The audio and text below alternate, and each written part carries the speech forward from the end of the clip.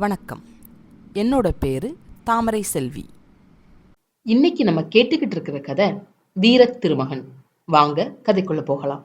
அவங்க 2 பேர் முகமும் மாறினதை பார்த்து, உங்களுக்கு ஏன் தெய்வ நம்பிக்கை இல்லையா அப்படின்னு கேக்குறாரு.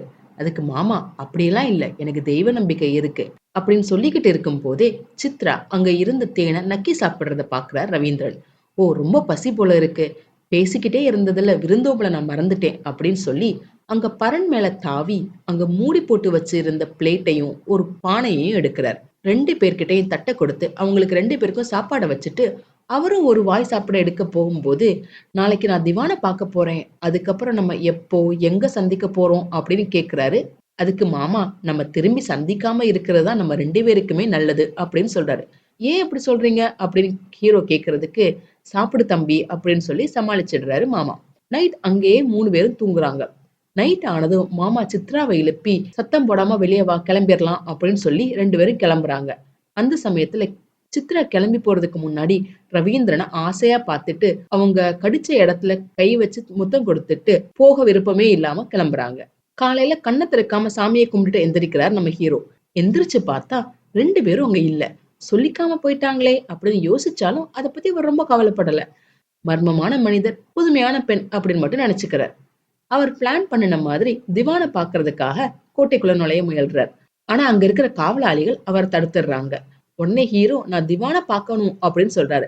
அதுக்கு அங்க இருந்த வீரன்கள்ல ஒருத்தன், நீ ஊருக்கு புதுசு போல, இன்னைக்கு வசந்த விழா, இன்னைக்கு யாருமே உள்ள போக முடியாது அப்படின்னு சொல்றாங்க. அதுக்கு ஹீரோ, இல்ல நான் இன்னைக்கு கண்டிப்பா பார்த்தே ஆகணும் அப்படின்னு பிடிவாதமா சொல்றாரு. அப்ப அங்க இருந்த ஒரு வீரன், அப்படின்னா பறந்து போய் பாரு அப்படின்னு சொல்றான். அதை கேட்டது நம்ம ஹீரோ, அப்படியா அப்படின்னு சொல்லி வானத்தை பார்த்துக்கிட்டே போறார். உள்ள மணிப்புரி நாட்டோட இளவரசி மல்லிகா, அதாங்க நம்ம ஹீரோயின், வசந்த விழா செலிப்ரேட் பண்ணி பாட்டு பாடி டான்ஸ் ஆடிக்கிட்டு இருக்காங்க. நம்ம ஹீரோ கோட்டை சுவர் மேல ஏறி உள்ள பாக்குறாரு. கோட்டை மதில் மேல உட்கார்ந்துகிட்டே உள்ள நடக்கிற டான்ஸையும் பாட்டையும் பாக்குறாரு நம்ம ஹீரோ. ஒரு கட்டத்துல மதில்ல இருந்து கீழே குதிச்சிடுறாரு நம்ம ஹீரோ. அப்போ டான்ஸ் ஆடிக்கிட்டு இருக்க மல்லிகா ஒரு மலர் வளைய மாதிரி இருக்கிற ஒன்ன தூக்கி போடுறாங்க. அது கரெக்டா நம்ம ஹீரோவோட கழுத்துல போய் விழுந்துருது. அத ஹீரோயினும் பாத்துடுறாங்க. அந்த மலர் வளையத்தை வச்சு நம்ம ஹீரோ வேடிக்கையா டான்ஸ் ஆடுறத பார்த்து ஹீரோயின் சிரிச்சுக்கிட்டே இருக்காங்க. ஆடின வேகத்துல நம்ம ஹீரோ ஹீரோயினை இடிச்சு அவங்க பக்கத்துல இருக்க ஒரு குட்டி குளத்துக்குள்ள விழுந்துடுறாங்க. உடனே நம்ம ஹீரோ கை கொடுத்து காப்பாத்திடுறாரு.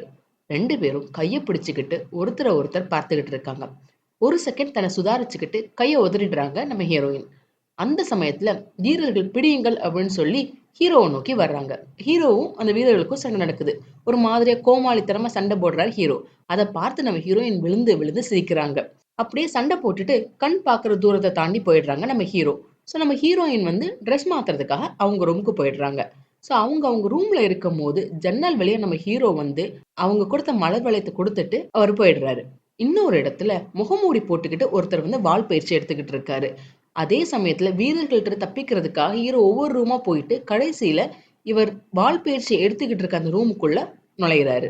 ஹீரோ அந்த ரூமுக்குள்ள நுழையிறத அந்த வால் பயிற்சி எடுத்துக்கிட்டு இருக்கவர் பாத்துடுறாரு. சோ அவருக்கும் ஹீரோவுக்கும் சண்டை நடக்குது. ஒரு கட்டத்துல சண்டையில நம்ம ஹீரோவோட வால் அந்த முகமூடி போட்டுட்டு இருக்கவர் கழுத்துல கீறிடுது. உடனே முகமூடியை கழட்டுறாரு. பக்கத்துல இருக்கவங்க எல்லாரும் திவான் அப்படின்னு கூப்பிடுறாங்க.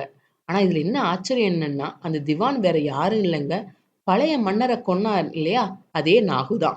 அப்பதான் அது திவான் அப்படிங்கிற மேட்டர் ரவீந்திரனுக்கும் தெரியுது. அதிர்ச்சியில கையில இருந்த வாளை கீழே போட்டுடுறார்.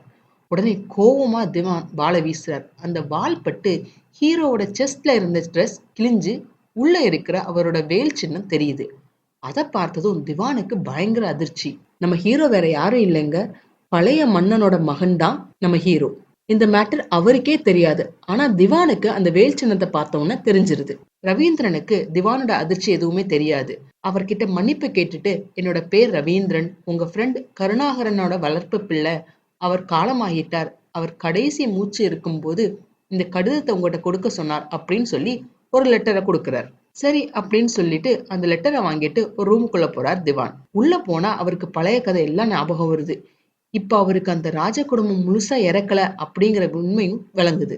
அந்த லெட்டரை பிரிச்சு படிக்கிறார். இந்த பையன் காட்டாறு கரையில கண்டெடுத்தேன், வளர்த்தேன், ராஜா மேலேயும் நம்பிக்கை உள்ளவன், வீரன், கனி நறுக்கிறதுக்கு யூஸ் பண்ணலாம், கவனம் இல்லாம நம்ம இருந்தோம்னா நம்ம கையையும் நறுக்க சான்ஸ் இருக்கு, நம்ம நாட்டுக்கு பயன்படுத்திக்கோ, எனக்கு அப்புறம் நீ தான் அவனை பார்த்துக்கணும் அப்படின்னு எழுதியிருக்காரு அந்த லெட்டர்ல. உடனே திவானுக்கு ஒரு ஐடியா தோணுது. அன்னைக்கு இவனோட அப்பாவை வச்சு நம்ம திவான ஆனோம், இப்ப இவனை வச்சு நம்ம ராஜாவாயிரலாம் அப்படின்னு ஒரு திட்டம் போடுறாரு.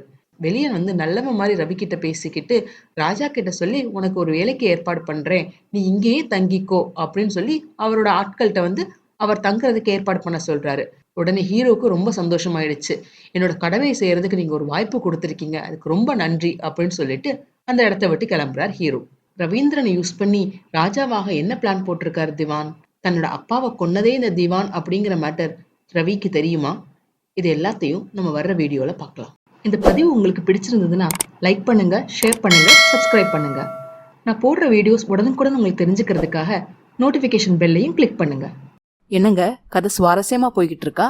மிச்ச கதையை அடுத்து வரும் பதிவுகள்ல கேட்கலாம். நன்றி, வணக்கம்.